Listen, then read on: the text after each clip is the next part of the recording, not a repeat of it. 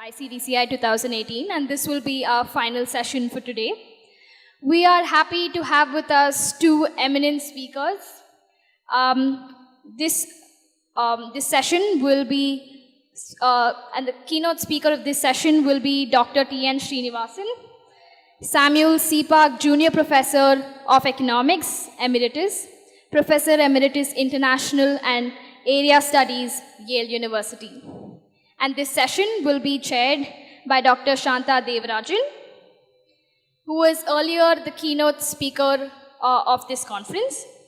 And with that, today's topic will be India and globalization, which will be elaborated by Dr. T.N. Srinivasan. Now I request Dr. A. Punita, Associate Professor and Dean of Student Affairs, to welcome our speaker.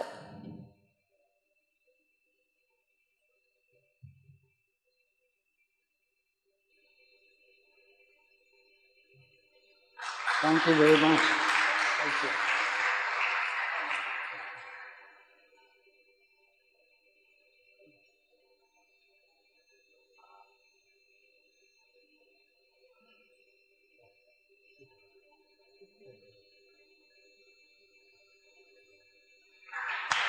Thank you very much. Now I request Dr. Shanta Devarajan to be the chairperson for this session. Over to you, sir. I'd also like Dr. A. Punita to welcome our chairperson for today, Dr. Shanta Devarajan.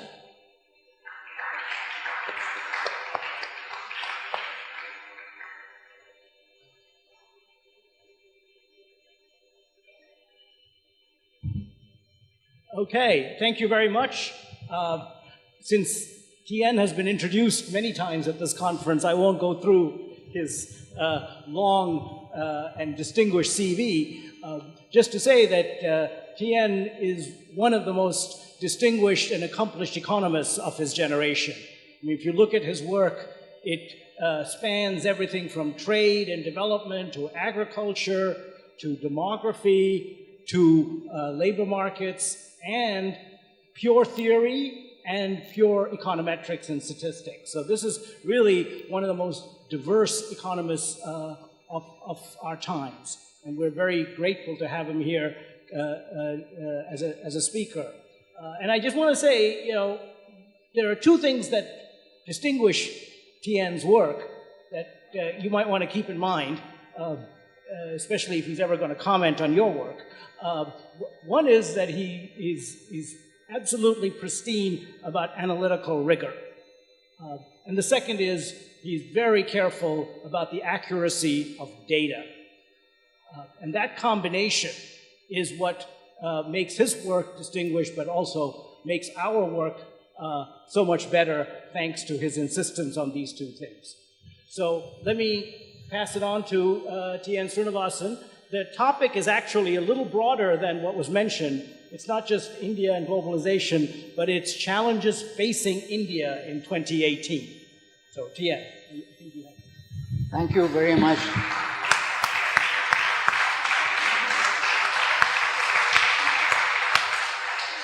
It's a pleasure to be here, and it's an even greater pleasure to have Shanta chair this session. We go, as he said, a long way. And some of that was at the institution called World Bank. Now, what my topic is going to be is challenges facing India. And presentation, I'm going to draw primarily on the papers and presentations of former governors of Reserve Bank of India. And I would also add a would-be governor of Reserve Bank of India, namely Rakesh Mohan. And the governors that I would be drawing on are the immediate preceding Governor Rangarajan, with whom I go a long way again. We were at the Loyola College, Madras at the same time. He was doing mathematics honors, he was doing commerce honors, and I was doing mathematics honors at that time. So it's good to be back in a location that he is also in. He's going to be speaking later this afternoon. Then our recent governor, Y.V. Reddy, and my own working papers in this area. I must say that the former governors have taken this time to write their own book. You might have seen a book by Bimal Jalan, for example, and so on. Y.B. Reddy's book is an autobiography. It is about his life, and it's also very interesting in his interaction with the other Government of India personalities, particularly with the Finance Ministry and so on. That you would find it very interesting if you were to look at his book, and I would very much recommend all of you to do that. Now, my 3 areas in which I would want to say a few words each. One is growth, the other is employment, the third is the trade and globalization, including flow of foreign direct investment or FDI. As you know, at any time there is a change in the global economy, it has its implication for the exchange rates of the different countries in the world, and those impact on exchange rates have their impact on exchange rate of the country concerned and also on the trade balance of the country. And India is no different. So what the governors are doing or will be doing with respect to controlling India's balance of payments is very important. In this context, even though I will not be drawing on Ijaz Ghani paper from World Bank, your colleague, he has written a paper just now that has appeared on the 2 twin balance sheets of India, which is very much relevant in the context of our trade balance. So I will be mentioning that not very much by way of drawing on the presentation, on his presentation. Now, on growth, the papers that I would be drawing on, one is, as most of you would have seen, the Central Statistical Office only last week came up with the press note, the first advanced estimates of national income for 2017-2018. Yesterday, our Chief Economic Advisor, Arvind Subramanian, he expanded quite a bit on what this implies, what this press note says, what his take on the press note are, takes on the press note are. And not only Raghuram Rajan has written a book, but he also wrote a long, fairly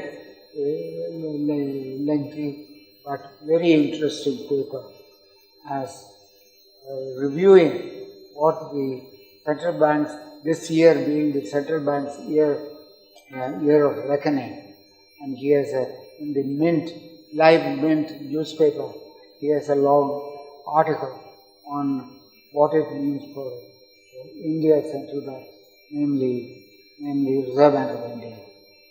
Now, only yesterday or day before, Rajan was interviewed by Prannoy Roy of the NDTV, and that's a very interesting interview, and that has many things to say about India's growth. We'll come back to that in a while. Now, the other person who is also former governor of Reserve Bank, Mr. Rangarajan, besides being my year mate at the Lala College, is also a good friend. And he is in Chennai, he is at the chairman of Madras School of Economics. He has been writing regularly. It's interesting, in the past governors of Reserve Bank keep their mouth shut and let the current governor of the Reserve Bank to say whatever, do whatever he wants. Rangarajan had none of it. He has been writing ever since he is out of the Reserve Bank. And so, there are, apart from this emerging contours of monetary policy, which he wrote in the Enlightenment, he and Srivastava, D.K. Srivastava, have written on underlying drivers of India's growth. And that is important for what I am talking about. Now, the second dimension of our challenge for India is the employment and employment growth. And here, most of you would know, any of you who do economics anywhere would know, India has the employment data for India are many sources, but the primary source is the National Sample Survey of India, which has every round, every 5 years there is a quinquennial round, and every year there is an annual round in which the employment and unemployment features of that year are presented by the National Sample Survey. But these National Sample Survey is not the only source, but there are other sources which also provide employment data. But the thing that one has to remember is that the employment data, if you go by what is the most rigorous way of assessing employment or assessing employment data, would be to go through the National Sample Survey. National Sample Survey, for every round, first it selects a bunch of villages, a bunch of townships from which they are going to investigate. The sample survey, the investigators go to the village or go to the township and write down. First, the National Sample Survey has the definition of a household, the kitchen definition. This is a very well-known definition which most countries of the world use. That is to say, a household is defined as those members of that entity which have their meals from the same place, kitchen definition. They eat from the same kitchen. So that is the definition for the India also. So when you go into the Google first we choose the sample. There is a sample design which the National Sample Survey incorporates. With the sample design, it chooses the village or township, etc. Then after they have chosen the village, the investigators goes there and lists all the households in the village using the kitchen definition. That's how we know how many households happen to be there in that village that year. Remember, the sample design is based on the quinquennial census of the Indian government, every 10 years we have a census. So the census gives the basis to draw on the sample. Once you have taken the sample, you draw you choose the households and list them. That is the household list on the basis of which we go most of our National Sample Survey data on anything, from employment to growth to what have you or that. Okay? So remember that. Now, the Indian government, for reasons which I cannot fathom, has decided that they would have labor ministry, labor and employment ministry, do independent data on unemployment. And this is it is already 2 volumes of the survey are already available, but the fundamental basis, what was the sample design, how did they choose the villages, leave a lot to be desired when it comes to the labor ministry's data. And I had the occasion the labor ministry had a report on the task force on improving employment data. And their data claim is one of the sources of improving the employment data. Now, they established a task force for improving the employment of data, and that they invited the public to those who read this survey to comment on the report. And I had written to them on this, critique is one of the papers that I will be drawing on in my employment growth. Now, as I have already mentioned, his colleague, Tejas Dhani, has written a paper which, in addition to the 2 balance sheets that he had written on, he has also written on employment. So this is, I'm drawing on the World Bank for that purpose. Now, trade and globalization is one of the very important things with respect to the challenges that we face in the next several years for India. Now, my co-author and colleague Jagdish Bhagwati and his co-author Praveen Krishna have written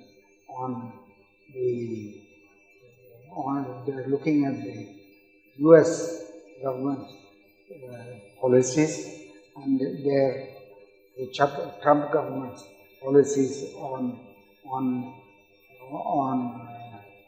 trade and globalization, and their paper, America's Protectionist Policies, which just last September was written. It is not published yet, but it's available from Columbia University for those of you who want to read his concern. In addition, Jagdish Bhagwati and Praveen,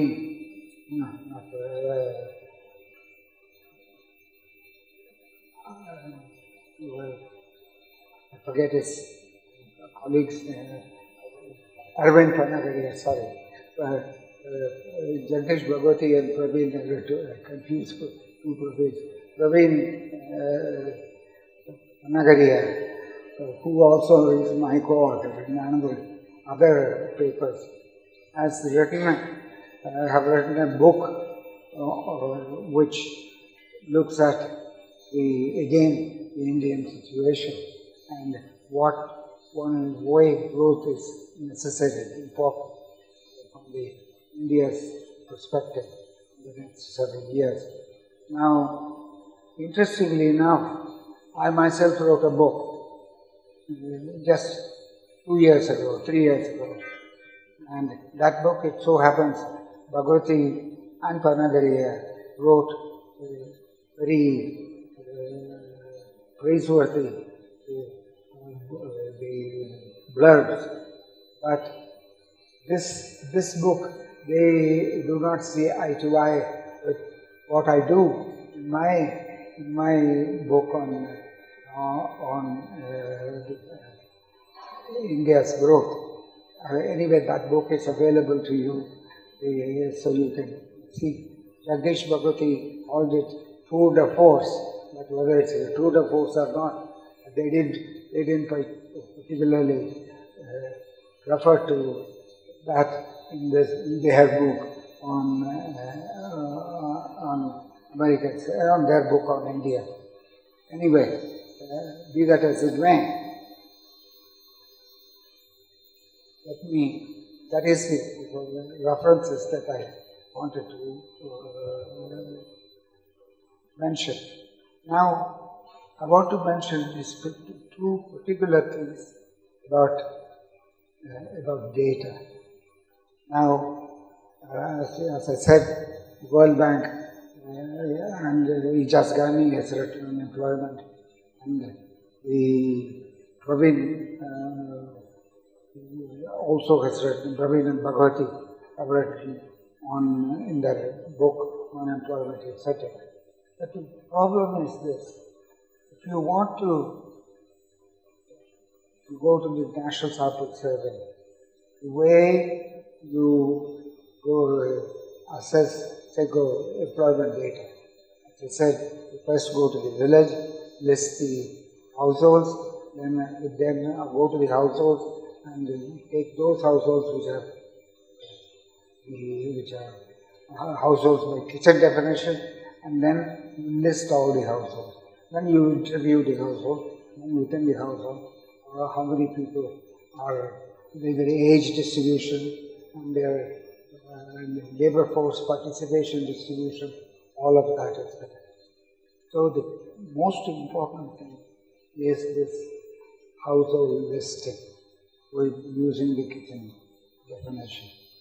Now, the other problem with the data is there are World Bank when in the days of when what's her name? Sorry, Anne Kruger was the president of the World Bank. Now, she had written a paper which was called The Missing Middle. She claimed in that paper that if you look at the size distribution of firms in India, there is a huge hole missing, she claimed. There are a lot of firms or enterprises which are at the small enterprise level. There are a significant number of enterprises at the large enterprise level, but the middle enterprise is missing. That's what she entitled her paper, Missing Middle. And the middle size, the size distribution was in her opinion, was missing. Turns out, the graduate student at that time at Stanford, Bollard, he looked at the data and what Anne had been doing. Anne had been doing this institution's data, World Bank's data, which is not appropriate for this purpose. So once Bollard made the correction to what the problem was with World Bank's data, then you find India is no different from any other country. The size distribution, the middle distribution is no longer missing, middle distribution is very much there. So if you go and do the correction and read properly, India comes back into the rest of the world, that its such distribution of enterprises is no different than the such distribution of other enterprises in the world. Okay? So this is an important consideration, and you would find all this discussed in a publication that I, along with several others from Stanford, co-edited, called the whatever the title, it doesn't matter so much. So that discusses this issue very much. So that is important. Now, why is it relevant for us? Now, if you go to this the labor ministry's data, they do not quite pay the attention that they should have paid for choosing the sample and doing it right to get the price distribution right. If you did that, as we discussed in that book that I referred to, this price distribution is similar to India. That's the point that I wanted to make. And then we'll come back to this to go along. Okay. Yeah, I'll stop.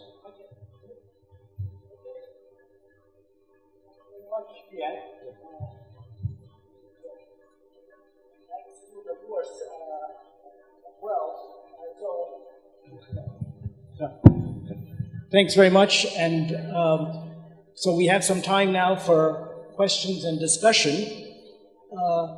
Let me open the floor first, and then I'll make some summary comments of my own afterwards. So, anybody want to ask a question?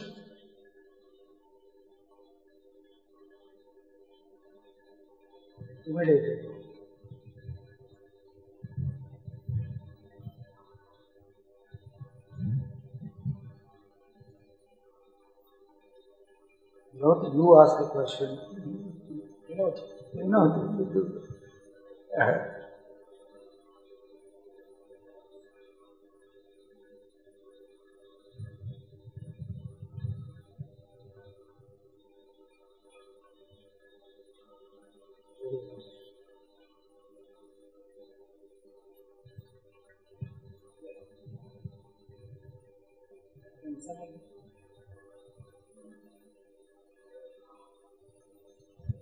Can someone give her a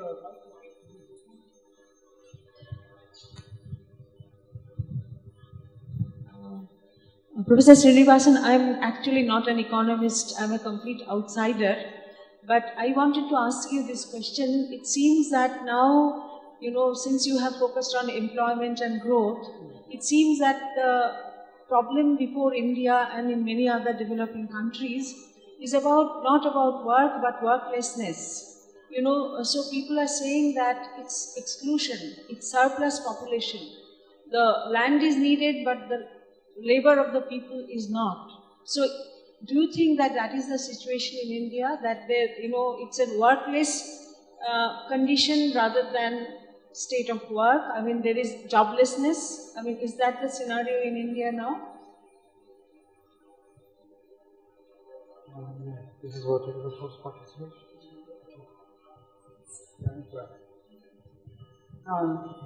What I would want to, I should have mentioned earlier, but what I want to start with is there is a distinction between job and the bodies that are employment. Okay? If you are a firm, if you establish an enterprise, you create so many positions, so many jobs. What does that mean? During the year, the same position may be held by several people. I hold the position for 3 months, you hold the position for 4 months, and so on. This is not the same thing as it's two of us together being employed.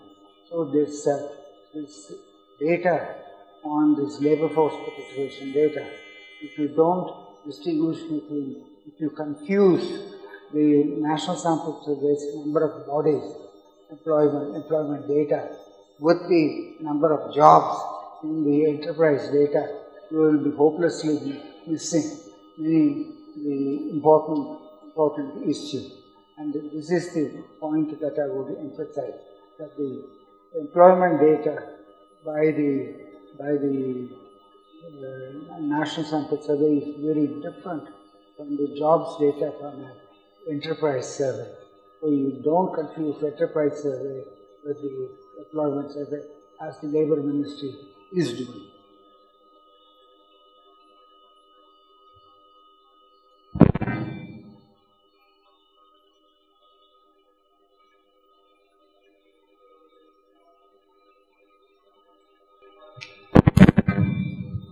I wanted to ask you, when it comes to income growth and income poverty, of course, there's almost like a tautology. The two go in inverse proportion, and the distribution doesn't change. Yes. That's what it is, and we make a big thing out of it, although it's just almost like a tautology. But when it comes to income growth and income distribution, yes, what is your sense now that you've seen different phases or stages of income growth in Asia and Latin America? Is there some kind of a Kuznets curve, or is there different ways of improving growth without worsening distribution in the beginning and then improving it later? As you know very well, there is a huge literature on this middle income gap, which is a part addresses the question that in the income distribution itself, there is for the country as a whole, as the income distribution shifts over time, there is one particular gap which it will be stuck. It doesn't move beyond into the growth stage. It is stuck at the middle income. So that, other than that in particular, I don't see anything that we don't do normally in the regular analysis, measures or the CSO with the income data, that is not done properly. But the middle income gap is a different question. What is it that creates the middle income gap? How is it that some countries are able to escape the middle income gap, whereas the other countries are stuck in the middle income gap? These are all important issues, and the information that is available is not adequate, in my view, in analyzing the graphs that Jeff had put earlier this afternoon, and it indicates some aspects of it in one context, in the health context, but there are other contexts as well. Thank you, sir. So, sir, last year in the Indian Economic Survey, there was a lot of emphasis given on the universal basic income. I can't hear you. For some reason, I can't hear you well. Could you come over?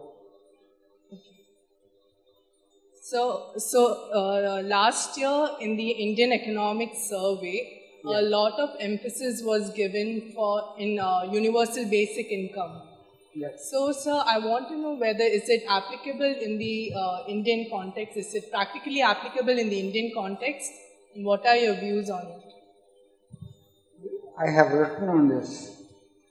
India today, not India today, what is the publication? I have written on this question of middle income. This is nothing new to India. This was long, long ago when there was before the independence. The Indian National Congress had established a planning committee with none other than future Prime Minister Nehru as the chairman of the committee. That committee had defined what was called levels of living. It said level of living. It promised every Indian a certain basic level of living. That, in my view, was the income, the basic income that you are talking about. But this is nothing new. This was done in India in 1938. Nehru was arrested, and all the Congress people were arrested at that time. But before that, before they went to jail, they had completed this part of it. So this minimum level of living for all Indian, promise for all Indians, is the basic income. And that had been done. Now you have 1,000 people writing, including from all the governors of the Reserve Bank or minimum levels of bank. This is nothing new.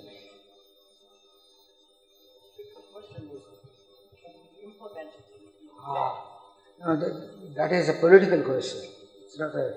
If you think in terms of whether we have adequate resources to implement, yes, we do. We did then, and we have now. That's But whether political the authorities will choose to do so, and that's another question. And on that, I leave it to you. I am just as you looking at what the government is going to do. Yes. Good afternoon, sir, and thank you for that lecture. Well, I am a first-year student of sociology, so my question isn't very economically related, but you mentioned how the Labour Ministry has started collecting data independently, and that is a decision of the government. So that brings up a very important question of the credibility of data that is being circulated in a country, and how do you think as citizens we can empower ourselves to understand how credible the sources of data are and where they're coming from, in the sense. Thank you. That is very important. The understanding, first of all, how the data were put together, if it is a survey, how the sample was chosen, and what were the questionnaires. You see, in India, the Professor Malanobis, my guru at one level, he was the chairman of the first National Income Committee, and his committee had written 2 reports on the National Income, first National Income Committee. That went through very carefully on this. Then if you ask a simple question. So if you look at the Indian National Sample Service questionnaire, the consumption expenditure data is collected in more than one way, precisely for this reason. You don't get the same answer to the different question. You put together the average over a number of questions, you get a better answer to what it is. So that is one dimension of it. How many questions you ask and how do you combine it together. Second thing that you would do is a sampling frame. See, I mentioned to you the distinction between the enterprise survey and a household survey. Now think of an enterprise survey. You go to a village in India, as I said earlier, you can list the households. You can make a household list, no problem. Kitchen definition is there. Think of listing enterprises. You want to do an enterprise survey.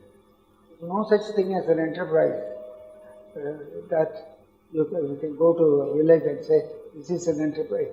Some factories you may be able to, but household enterprises, many of them you wouldn't be able to know at all. So to get an idea of which households have production activity, which have enterprise activity, and so should go into the enterprise list, is a judgment that you can make only with great difficulty to go into the village. So, my view is enterprise survey that we have been doing not been very successful for this reason. What does that imply? That means that some other surveys that we depend upon this enterprise survey. For example, we want to list the factories. As you know, in the production side, what we have is a plant. It's a factory. It is not an enterprise. It's not one enterprise may have 4 or 5 different factories, owning 4 or 5 different factories, but what we visit is one factory, that enterprise. That's but we don't know how many factories are there, how you can list in the village, and how you can find the listing enterprise, clean enterprise survey. So I wouldn't, even though we do the economic census and the enterprise survey is one of the most unsatisfactory surveys of the National Census Survey. So I can go on and on, but there are a whole host of problems, specifically on the data. I recommend you read the Malanovis committee report. One other thing my guru did, he was a physicist who became a statistician, but his committee had, like every statistician would do, you have a statistics, you have an error, you put together an error estimate. So his committee report listed for India's national income every sector, agriculture, manufacturing, what the error band around that sector was in that national committee report. CSO, which he established, mind you, hasn't done that. I don't know why. The statistical agency, which was brought up established by Malanovis to give the error estimate is beyond belief. That is what has happened.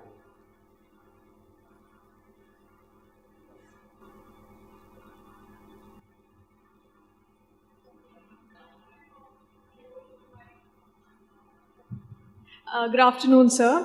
Sir, we have very recently, our government has launched the Make in India campaign to give a boost to our manufacturing sector. But all over the world, we see a drive towards artificial intelligence and innovation in that sector. So this gap that we are facing in our manufacturing sector, how much do you think it will impact our development in the manufacturing sector? And do you think we can leapfrog this gap right now, and how long will it take for us? No, that's a very good question and a very difficult question to answer. We don't, as yet, we can't say on the basis of the surveys that have been attempted with artificial intelligence. We are at a stage where we can really be confident of what we are getting from those numbers. So I see promise, but I don't see results yet. We will have to wait. So it's something that needs to be done, but answers are not yet ready.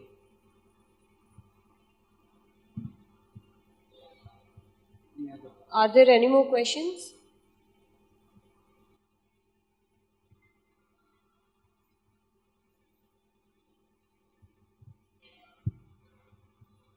I just wanted to ask about the employment numbers. Yeah. So based on the CSO data, the unemployment number that we get is something which is very low. I think for the 11-12 survey, it was around 1.9%. So do you think, and especially if we compare that number to the unemployment numbers from other countries, do you think it's sufficient to say that in India people don't have the option of being unemployed, therefore that number is very low, or do you think there can be some other explanation for it?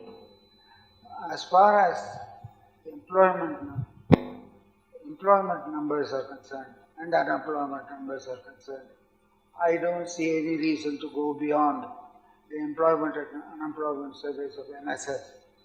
The labor ministry can forget it. I would stick to the National Sample Survey. And there is no, as far as I see, as far as the numbers, the employment numbers are concerned and unemployment numbers are concerned, any difficulty with the NSS data.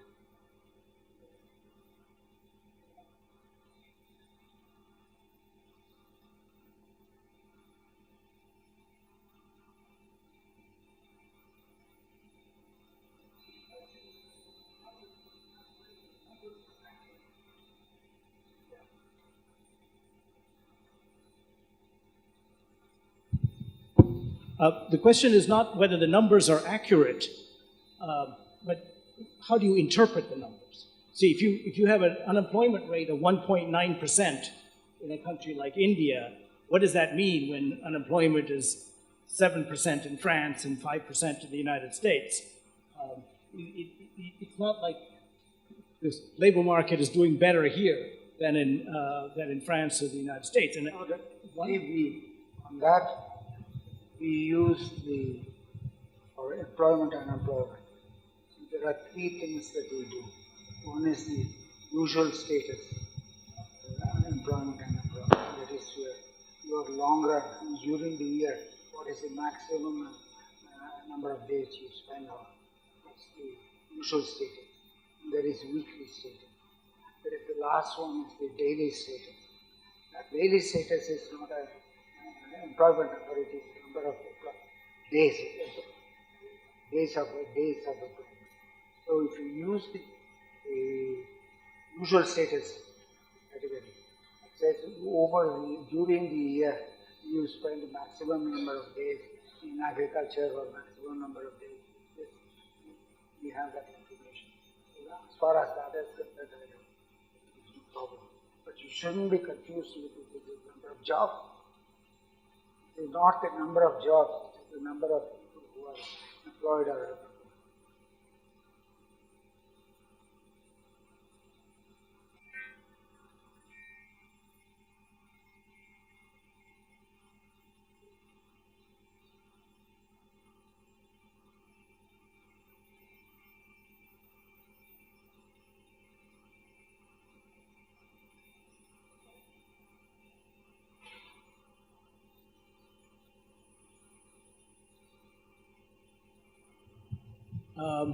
Okay, well, I think I want to take this opportunity on behalf of the audience to thank Professor T.N. Srinivasan for a very interesting discussion.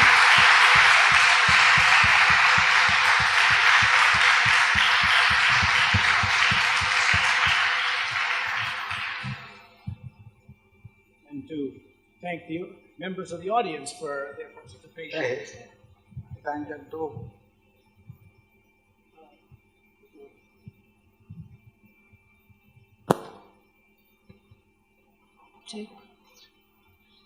I would like to take this opportunity to thank Dr. T.N. Srinivasan, Professor Emeritus, International and Area Studies, Yale University, for taking time out of his busy schedule and delivering this enlightening lecture on challenges facing India 2018. Your lecture, sir, has indeed given us food for thought regarding the challenges faced in the sectors of growth, employment, trade, and globalization. I would also like to express my heartfelt gratitude to Dr. Shanta Devarajan, Senior Director, Development Economics, World Bank, for chairing this session. I'd like to thank the audience for being attentive and interactive throughout the session. Last but not the least, I'd like to thank Sister Hilda and her team for all the technical support.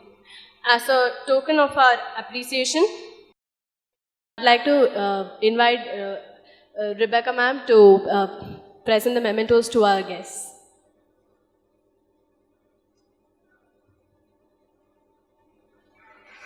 Thank you very much. Thank you.